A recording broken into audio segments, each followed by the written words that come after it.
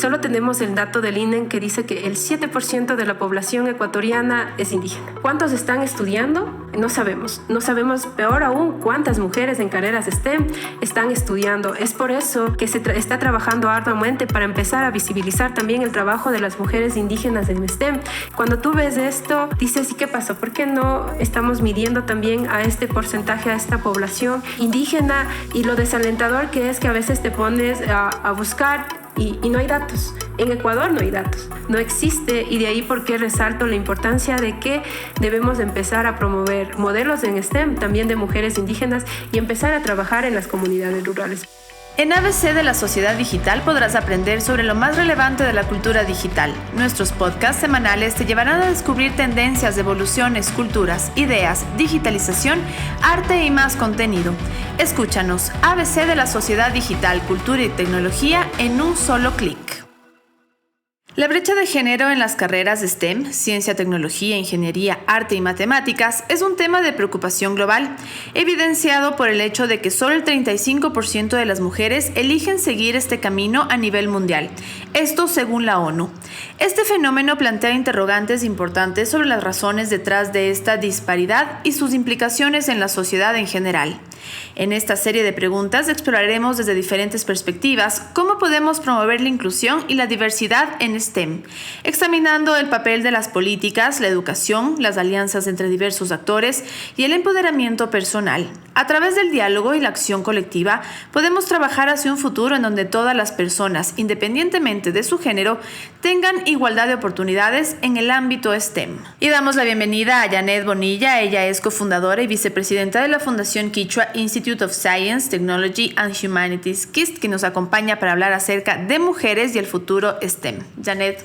Muy buenos días, estimada Priscila. Un gusto compartir este espacio junto a ustedes y hablar sobre un tema tan relevante como es las carreras STEM en mujeres. Janet, según la ONU, solo el 35% de las mujeres estudian carreras de STEM a nivel mundial. ¿Cuál crees que son algunas de las razones detrás de esta disparidad y cómo impacta esto en la sociedad en general? Me gustaría comenzar hablando un poquito de la interseccionalidad. Es verdad que en Ecuador ya se ha logrado un poco que las mujeres vayan estudiando carreras en STEM. Más o menos 2,000 mujeres a nivel Ecuador estudian ya una carrera en ciencia, tecnología, ingeniería y matemáticas. Sin embargo, cuando hablamos de mujeres indígenas, este panorama todavía no es muy alentador, debido a que podemos ver esta brecha en el cual la mujer indígena todavía sufre estereotipos como el machismo dentro de sus comunidades, además que está la falta de alfabetización en ciencia. También tenemos la falta de roles de mujeres indígenas o científicas que sigan carreras en STEM y que puedan ser admiradas o visibilizadas por las niñas, ¿no? Entonces todo esto afecta en conjunto a que hayan pocas mujeres y más aún en comunidades indígenas rurales que sigan una carrera en ciencia, tecnología, ingeniería y matemática. Justamente, Janet, ¿cuáles considerarías tú que son los principales estereotipos de género que pueden desalentar sobre todo a las niñas, pero también a las mujeres jóvenes para seguir las carreras en STEM? O sea, ¿cómo podemos abordar estos estereotipos desde una edad temprana, impulsarlas a que se decidan por estas carreras? Primeramente, lo que podemos empezar a trabajar es dentro de la malla curricular. Dentro de la malla curricular de las escuelas, empezar a dar pequeños clubs de ciencia que alienten justo a los niños y niñas a seguir carreras en STEM.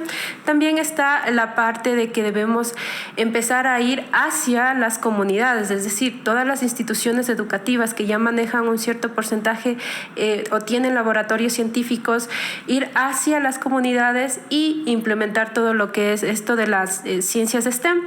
En este caso, quiero resaltar un proyecto que nosotros trabajamos junto a la PUCE, que fue el carrito STEM, un truck sobre ruedas, que fue hacia una comunidad rural de Cotacachi con la finalidad de realizar diferentes experimentos científicos y de esta manera alentar a la vocación de estos niños y ver también la importancia de que seguir una carrera en STEM y también que no es solamente una carrera para hombres, que es algo que muchas veces se visualiza, o el miedo a las matemáticas. Entonces, al dar estos pequeños talleres interactivos, ¿qué se logra? Que los niños y las niñas dejen de tenerle miedo a las matemáticas o que ser doctor o ser ingeniero solamente es para personas inteligentes, sino que vean que cuando uno quiere y tiene un sueño, debe luchar por lograrlo. Y justamente, Janet, la tecnología es del presente en la era digital y las niñas son el presente y el futuro también de esta nueva era, por lo que la democratización de la ciencia y la tecnología en edades tempranas es una medida importante para erradicar justamente esta brecha de género en STEM. ¿Cómo pueden los programas de educación temprana en ciencia, como este que nos comentabas, para niñas, contribuir a erradicar justamente los estereotipos de género arraigados y prepararlas para desafiar y superar sesgos, creando así una base sólida para una mayor representación femenina en el sector tecnológico? Dentro del sistema educativo hay bastante que trabajar. Uno, por parte de los profesores, conocer qué son las carreras STEM. Primero, su significado, qué es STEM, ciencia, tecnología, ingeniería y matemática. Después, socializarlo con los padres, porque a la final también los padres involucran mucho en la educación de las niñas. Y después está la implementación de talleres dentro de las escuelas. Pero también hay algo muy importante que muchas veces no lo visualizamos y es el tema de los juegos para niños que hay en los centros infantiles o en las guarderías en sí, que son a temprana edad, donde vemos solamente que para los niños los carritos y para las niñas las muñecas, ¿no? Entonces empezar a meter ciertos juguetes que vienen a ser como que les inviten a seguir un área de ciencias, sería lo ideal, porque estamos aprendiendo a desarrollar estas capacidades desde que son pequeñas, pero también es la vinculación con la comunidad. Entonces, todas las universidades tienen su vinculación con la comunidad y ir justamente a democratizar este tipo de conocimientos dentro de comunidades rurales es algo fundamental. Y de hecho, yo muchas veces en muchas ponencias he hablado que la ciencia debe ir a las comunidades, porque si la ciencia no va hacia las comunidades, entonces van a haber muchas niñas que no van a aprender, que no van a saber y no van a tener quien les oriente a qué seguir en sus estudios universitarios. Y peor aún, cuando estas niñas, como decía, sufren bastante el machismo y los sesgos de género, entonces cuando uno va, tiene que trabajar en conjunto, la academia, los padres, y con esto ayudamos a las niñas de manera lineal. Janet, ¿cuál sería el impacto de que aumente el porcentaje de niñas en carreras STEM en sus comunidades? Primeramente, la libertad. ¿Qué es la educación? La educación nos permite tener libertad como personas, porque nos permite alcanzar nuestros sueños, tener un trabajo ideal. ¿Y cómo ayuda a las niñas de las comunidades? Cuando uno estudia, uno se prepara en carreras de STEM, nosotros hemos hablado muchas veces de que ser un ingeniero químico, un ingeniero agropecuario, una ingeniera en cualquiera de las ciencias exactas o duras, te ayuda a abrirte caminos, porque no solamente puedes dirigirte a lo que te hace tu ingeniería, sino que también te permite trabajar holísticamente en diferentes campos, como la comunicación, en entidades incluso bancarias, porque eres una persona multidisciplinaria que sabe de muchas bases, pero a la vez también les estamos ayudando con la parte salarial, porque existe una brecha salarial muy amplia y se habla bastante de que la mujer gana menos que el hombre, y esto es una realidad que se presenta. Pero al momento que tú les das las herramientas de educación, entonces las mujeres dejan de ver como el matrimonio algo principal y ven como la educación de la herramienta uno para transformar sus vidas, y colectivamente nosotros dentro de las comunidades hablamos de devolver a nuestras comunidades lo que ellas nos han dado. Entonces es un cambio en cadena, que después tú vas a tu comunidad y resuelves esas problemáticas de las comunidades usando tus conocimientos científicos. Y desde tu perspectiva, Janet, ¿cómo afecta justamente esta falta de diversidad de género en STEM al progreso económico y social, no solo de una comunidad, sino de un país e incluso hasta una región? Estamos justamente diría limitando, porque las mujeres y los hombres podemos aportar a la ciencia, y mientras más mujeres empiecen a realizar investigación, empiecen a estar en diferentes ámbitos, sea como CEOs, sea como investigadores principales o incluso ganando un Nobel, estamos aportando a la sociedad. Y cuando no hay este tipo, digamos, de mujeres que nos están representando, o todavía existe esa limitación de que para más mujeres o más hombres es esta carrera, ciertas carreras, entonces estamos limitando al progreso y al desarrollo de un país. Yo creo que las mujeres podemos aportar más a la ciencia, y de hecho podemos incluso innovar, porque eso se ha visto, ¿no?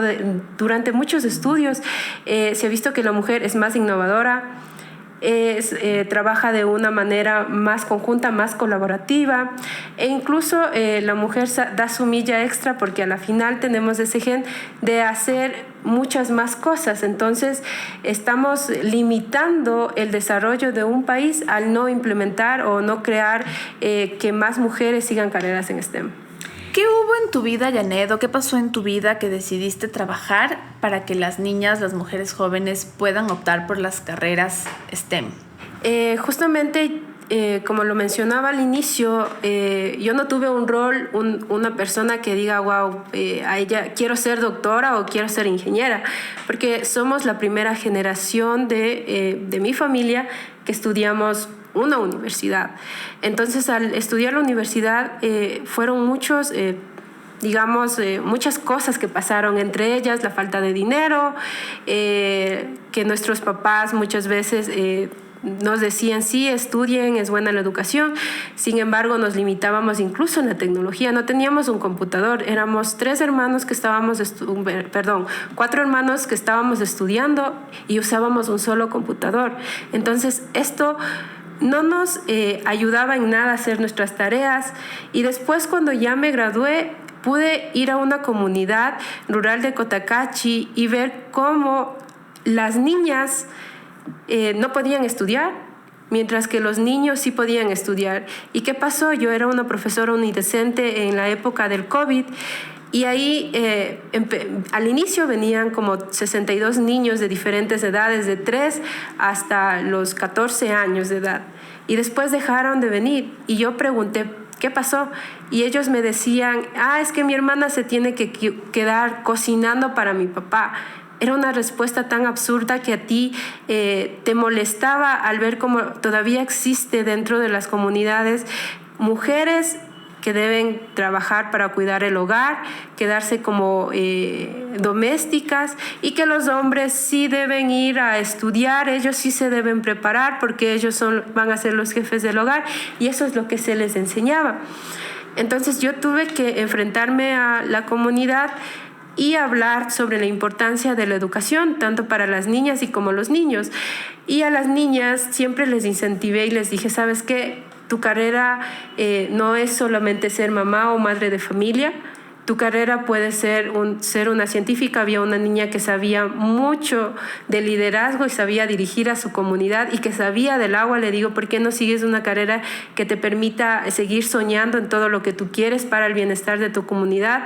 Había una niña que decía, pero es que yo tengo un terreno, entonces en ese terreno voy a seguir cultivando. Y yo le decía, ¿sabes qué? Yo soy ingeniera agropecuaria.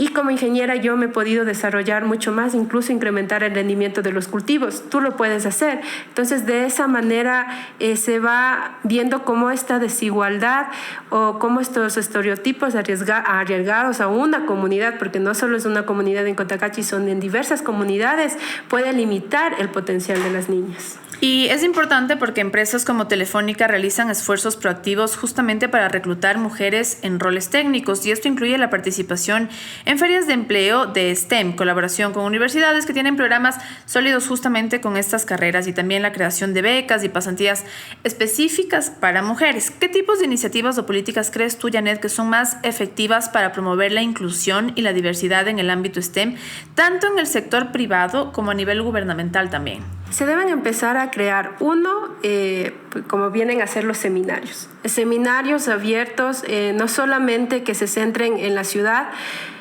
vayan a diferentes partes del país. Estos seminarios que hablan sobre el empoderamiento y la importancia de más mujeres en carreras STEM y que se visualice que hay estas mujeres.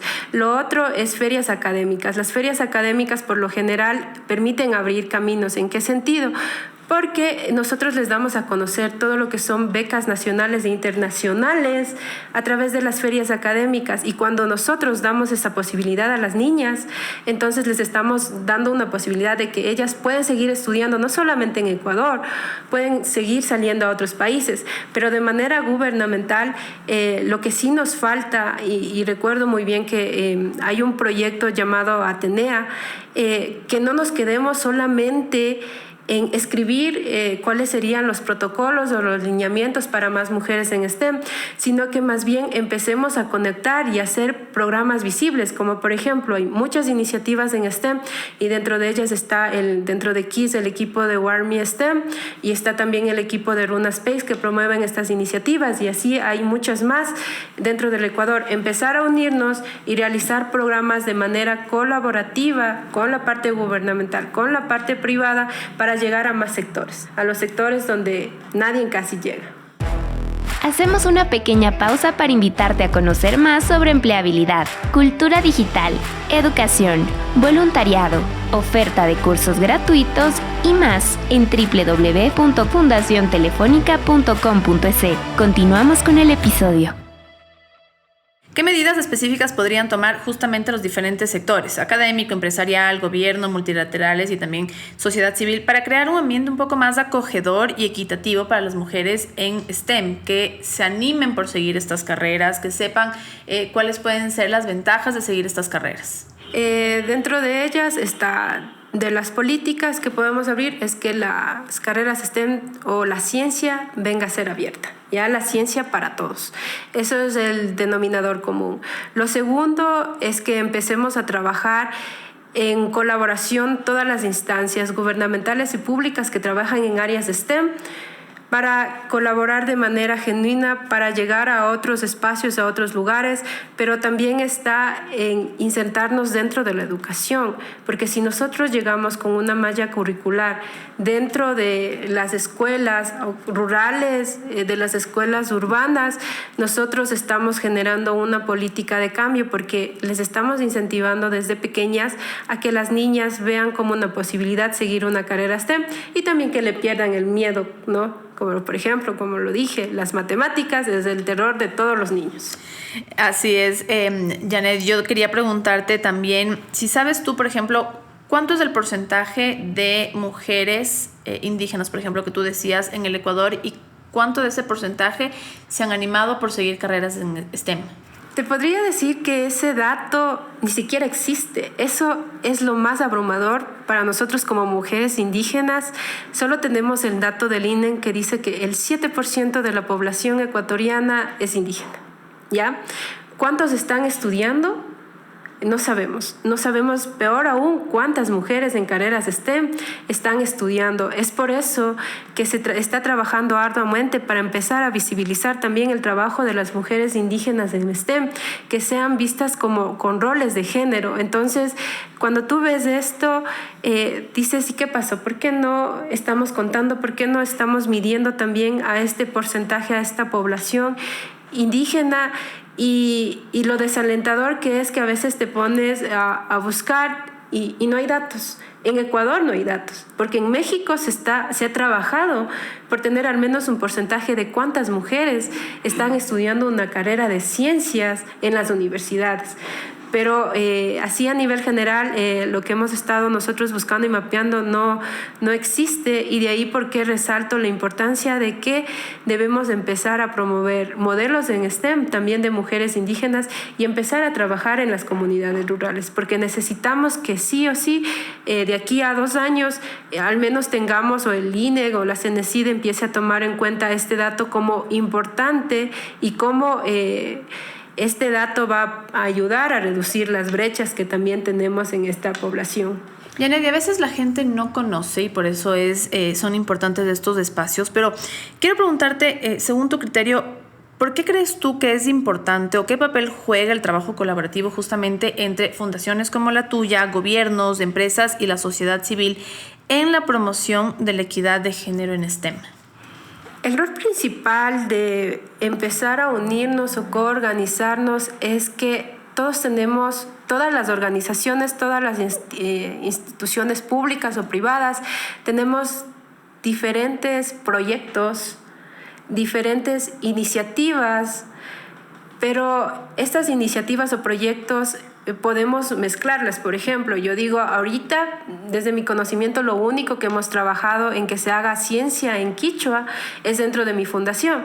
Pero qué enriquecedor sería hacer con las instituciones públicas y privadas también ciencia en quichua en lugares urbanos, y que también ustedes puedan aprender un poco de lo que nosotros realizamos para acercarse a una comunidad. Yo sé que trabajan bastante también en temas de robótica, algunas fundaciones como que dan talleres, digamos, de lo que es programación para niñas. Entonces, ¿por qué no hacer llegar esto a otros espacios? ¿Por qué no unirnos y que no sea solamente un piloto? Porque sinceramente yo lo he visto y lo digo, estos programas de mujeres en STEM, los más grandes los he visto en Quito y en Guayaquil, las dos ciudades más grandes. ¿Por qué no nos vamos a Riobamba? ¿Por qué no nos vamos a una ciudad de la Amazonía? Nosotros podemos ser la guía y herramienta para ayudarles a que puedan ir con sus proyectos allá a través de la colaboración, porque la colaboración que hace que tal vez digamos que por el desconocimiento de cómo entrar a una comunidad, porque también hay que tener un permiso de un cabildo, nosotros como fundación, que es una fundación quichua, podemos ingresar y podemos ayudarles que la entidad pública pueda entrar de una manera positiva, la entidad privada pueda entrar de una manera positiva, y así no solamente trabajamos en ciertos grupos, sino que ya nos empezamos a expandir a nivel país, que eso sería lo ideal. Y Janet, ¿cómo fomentar, por ejemplo, la participación, que ya lo hemos hablado, pero cómo fomentar el liderazgo en esta área? Porque una vez que una niña o una mujer joven ya se decide por una carrera STEM, ¿cómo hacer que se mantenga dentro de su área? ¿Cómo hacer que se siga desarrollando y que tal vez no pase que pueda regresar a su comunidad, tal vez, y no ejerza lo que estudió? Nosotros, y eso es una realidad que se está viendo no solamente en comunidades indígenas, sino que a nivel país, el graduarse y no tener un trabajo. Ya, ese es un problema a nivel Ecuador que yo lo he escuchado de muchas compañeras, tanto mestizos, indígenas y de otros pueblos, que me dicen, ¿sabes qué? Me gradué y ahora no sé qué hacer. Entonces, yo sí he visto la importancia de fomentar el liderazgo. ¿En qué sentido? A través del voluntariado, empezar a ingresar a estos chicos y chicas al voluntariado en general, y enseñarles que el voluntariado puede ser su primera fuente de empleo. De hecho, lo es. ¿Por qué? Porque, lo digo, yo cuando me gradué no tenía una experiencia laboral, pero hice mucho voluntariado en una comunidad rural, dando carreras STEM. Después con la fundación, y con ello me es grato contar que justo Fundación Telefónica me becó para ir a One Young World y hablar de las problemáticas de las comunidades rurales en Ecuador. Entonces me abrió muchos caminos que después no fui yo quien buscó el trabajo me buscó a mí. Entonces, si nosotros les enseñamos a las niñas no solamente las habilidades duras de las carreras STEM, sino que las habilidades blandas como la comunicación asertiva, el liderazgo, también la negociación, que es algo importante, y a la vez les empezamos a poner proyectos para que ellas sean las que lideren, creer en ellas. De hecho, eso es lo que debemos fomentar, creer en la persona y decirle, ¿sabes qué? Tú puedes y vas a contar con mi apoyo. Entonces, así estamos creando líderes, y a la final no estamos dejando que estas niñas, hasta aquí fue lo que yo te di de carreras STEM, pero te dejo ahí, sino que seguirles fomentando. Y yo he hablado también bastante de la marca personal. Crea tu marca personal. ¿Quién eres tú? ¿Cómo te conocen los demás? Y siempre les he hecho estas preguntas, y cuando me dicen, le digo, pregúntale a 5 personas cercanas tuyas ¿Qué ven de positivo de ti? Porque muchas veces ni nosotros vemos lo positivo en nosotros. Entonces, con eso empieza a crear tu marca personal y cuando vayas a una entrevista, vende tu marca personal. Entonces, son como cositas que todavía debemos seguir trabajando. Justo esa era mi pregunta final. Este tema también tiene mucho que ver, obviamente, con las capacidades del liderazgo, pero también con un tema emocional, cómo perder el miedo a estudiar esas carreras STEM y después, una vez que ya una mujer se haya graduado, cómo perder el miedo a poder aspirar tal vez a un directorio, a ser presidenta, a ser vicepresidenta de una organización. Ahí quiero decir que uno debe contar, la confianza en uno mismo a veces es muy difícil, pero apoyarnos de nuestro círculo de amistad. Yo siempre he dicho, nunca tengan miedo de escribirle a nadie, usen la plataforma de LinkedIn, para mí es lo mejor. O si ven en Facebook a alguien que está logrando muchas cosas, nunca pierdan el miedo a escribirle y preguntarle ¿cómo lo hiciste? ¿Cómo lo lograste? ¿Por qué? Porque yo te comento como anécdota personal, yo le escribí a Belisa Coro, que es una mujer quichua que muchos le admiramos, y yo decía, capaz no me responda, pero yo estaba terminando mi universidad y no sabía después qué hacer, ni dónde iba a trabajar. Y ella me dio la apertura y me dijo, ¿sabes qué? Trázate tus sueños. ¿Qué quieres lograr de aquí a 5 años? ¿En dónde te ves? ¿Cuáles son las cosas que tú necesitas? Y me empezó a dar herramientas. Entonces, el perder el miedo viene también de empezarnos a comunicar con las otras personas, escribir y también el empezar, digamos, a perder el miedo a hablar. Ya. El preguntar es la mejor opción. Para mí, mientras más preguntes, menos ignorante eres, menos miedo tienes y mientras más preguntes, más creces, más aprendes.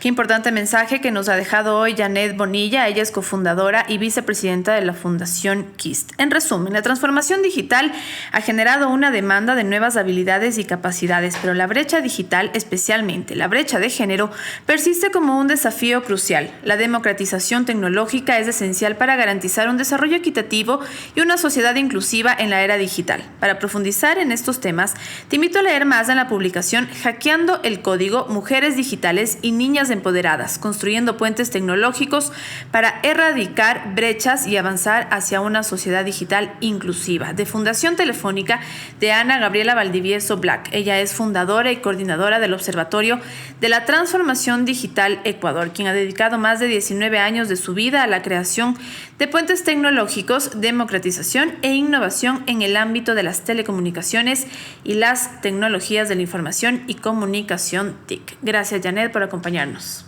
Gracias igualmente a ustedes. Me despido por hoy, pero no sin antes recordarte que nos sigas en nuestras redes sociales. Nos encuentras como Fundación Telefónica Movistar Ecuador en Twitter, Instagram, Facebook, en YouTube y LinkedIn. Además, en el sitio web fundaciontelefónica.com.es podrás encontrar más temas relacionados a la cultura digital y a las habilidades solicitadas en el mercado laboral digital. Te esperamos por allá. Yo soy Priscila Romero y esto fue el ABC de la Sociedad Digital. Hasta pronto.